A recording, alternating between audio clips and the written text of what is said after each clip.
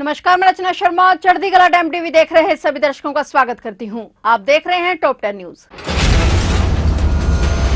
Supreme court ने दीपावली से पहले दिल्ली एनसीआर में ग्रीन पटाखों को बेचने और जलाने की अनुमति दे दी है, लेकिन इसके साथ ही कई सख्त शर्तें भी लगाई हैं। मुख्य न्यायाधीश पीआर गवई और न्यायमूर्ति विनोद चंद्रन की पीठ ने यह अहम आदेश सुनाया। कोर्ट ने कहा कि परंपरागत पटाखों की तुलना में ग्रीन पटाखे पर्यावरण को कम नुकसान पहुंचाते हैं, इसलिए सीमित और नियंत्रित उपयोग की अनुमति दी जा सकती है। सीजेआई पीआर गवई ने कहा कि अदालत ने इस मुद्दे पर सॉलिसिटर जनरल और एमिक्स क्यूरी के सुझावों पर विचार किया और उन्हें कहा कि हम समझते हैं कि उद्योग जगत की भी चिंताएं हैं। पारंपरिक पटाखों का इस्तेमाल बढ़ रहा है, जिससे प्रदूषण और ज्यादा बढ़ता है, इसलिए हमें एक संतुलित दृष्टिकोण अपनाना होगा। सुप्रीम कोर्ट ने आदेश दिया कि 18 अक्टूबर से 21 अक्टूबर 2025 तक दिल्ली एनसीआर में ग्रीन पटाखों की बिक्री और इस्तेमाल की जा सकते हैं। हालांकि यह बिक्री केवल क्यूआर कोड वाले ग्रीन पटाखों की होगी।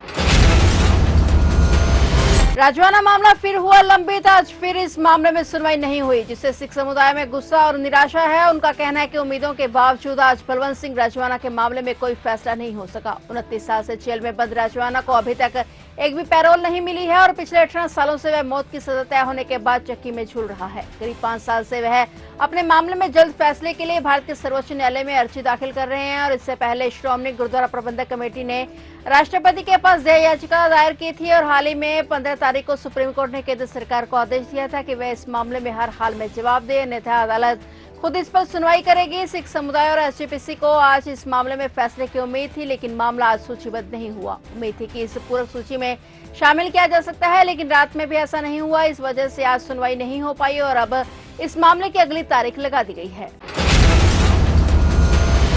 हरियाणा के एडीजीपी वाई पूर्ण कुमार के शव का आज पोस्टमार्टम करवाने के बाद अंतिम संस्कार कर दिया गया है। बता दें कि आज 9वें दिन वाई पूर्ण कुमार का कड़ी सुरक्षा में अंतिम संस्कार किया गया है। शव को अंतिम दर्शनों के लिए घर पर रखा गया था और उसके बाद पूर्ण कुमार का शव सेक्टर 25 क्रिमिनेशन ग्राउंड लेकर जाया गया और फिर अंतिम रस्मों को निभाते हुए संस्कार किया गया। अमृत पी कुमार की तरफ से कहा गया कि यूटी पुलिस द्वारा निष्पक्ष पारदर्शी निष्पक्ष जांच के आश्वासन और हरियाणा सरकार द्वारा आरोपी अधिकारियों के विरुद्ध विधि सम्मत कार्रवाई करने की प्रतिबद्धता को देखते हुए उन्होंने पति के शव का पोस्टमार्टम और संस्कार कराने की सहमति दी है। अंतिम संस्कार के समय सेक्टर 25 शमशान घाट में भारी पुलिस सुरक्षा लगाई गई। रोहतक साइबर सेल के एएसआई संदीप लाठर ने मंगलवार को गोली मारकर आत्महत्या कर ली। मरने से पहले 6 मिनट 28 सेकंड की वीडियो वायरल की और 5 पेज का सुसाइड नोट छोड़ा। पूर्व एडीजीपी वाई पूर्ण कुमार पर वायरल वीडियो और 5 पेज के सुसाइड नोट में भ्रष्टाचार के आरोप लगाकर आत्महत्या करने वाले रोहतक के साइबर सेल के एएसआई संदीप लाठर का शव उनके मामा के घर लाड़ौत में रखा हुआ है और मुख्यमंत्री नायब सिंह सैनी परिवार को सांत्वना देने उनके गांव पहुंचे। सीएम नायब सैनी ने एएसआई के परिवार को जहां सांत्वना दी, वहीं कहा कि इस मामले की निष्पक्ष जांच होगी। बता दें कि एएसआई संदीप ने अपने सुसाइड नोट में पूर्ण पर भ्रष्टाचार के गंभीर आरोप लगाए हैं। सीएम नायब सैनी के साथ प्रदेश सरकार के मंत्री महिपाल ढांडा और कृष्णलाल पवार ने भी एएसआई के परिवार से मुलाकात की।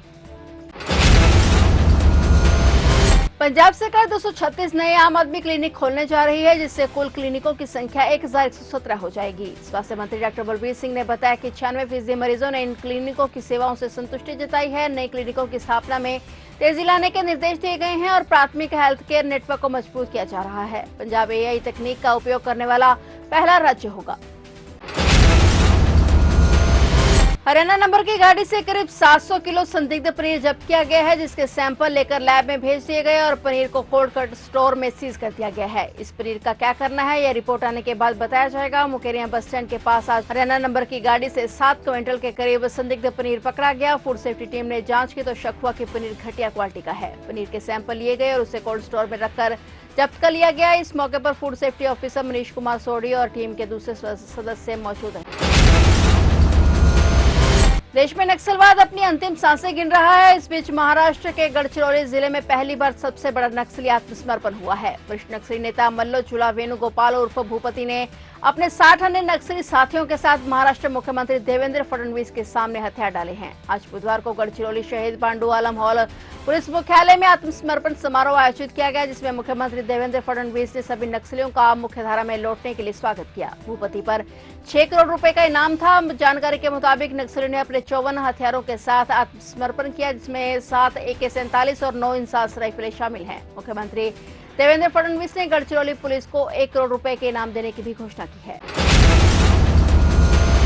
बी.आर. चोपड़ा की महाभारत में कर्ण के किरदार से घर घर में पहचान बनाने वाले अभिनेता पंकज धीर का निधन हो गया है। महाभारत में ही अर्जुन का किरदार निभाने वाले अभिनेता फिरोज खान ने इसकी जानकारी दी। पंकज का निधन आज 15 अक्टूबर सुबह 11:30 बजे हुआ। फिलहाल उनके निधन की खबर सुनकर हर कोई हैरान है। उनका अंतिम संस्कार शाम 4:30 बजे के करीब मुंबई के विले पार्ले में किया गया। वहीं इस खबर के सामने आने के बाद इंडस्ट्री के दोस्त और फैंस गहरे सदमे में हैं। मीडिया रिपोर्ट्स के मुताबिक पंकज धीर का निधन कैंसर की वजह से हुआ और कुछ समय पहले उन्होंने कैंसर को हराया था, लेकिन कुछ समय के बाद उनका कैंसर फिर से लौट आया और वो पिछले काफी समय से इसी के चलते बीमार चल रहे थे। धीर ने एक निर्देशक के रूप में भी काम किया और अभिनय एक्टिंग अकेडमी की भी स्थापना की।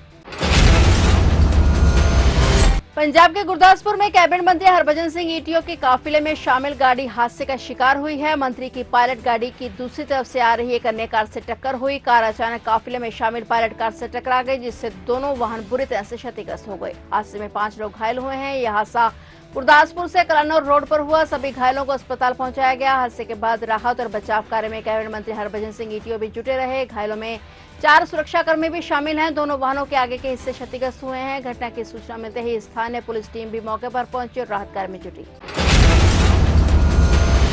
पंजाब के 13 कैबिनेट मंत्री मिशन पुनर्वास के तहत आज बाढ़ प्रभावित क्षेत्रों में जाकर राहत राशि वितरित करने के लिए पहुंचे। मुख्यमंत्री भगवंत मान ने अजनाला में 631 किसानों को 5 करोड़ 70 लाख रुपए के चेक वितरित कर इस मिशन पुनर्वास की शुरुआत की थी। बाढ़ प्रभावित किसानों को प्रति एकड़ 20,000 रुपए मुआवजा दिया जा रहा है। फिलहाल टॉप 10 न्यूज में इतना ही और नए समाचारों के साथ फिर से हाजिर होंगे। तब तक के लिए देखते रहिए चढ़ती कला टाइम।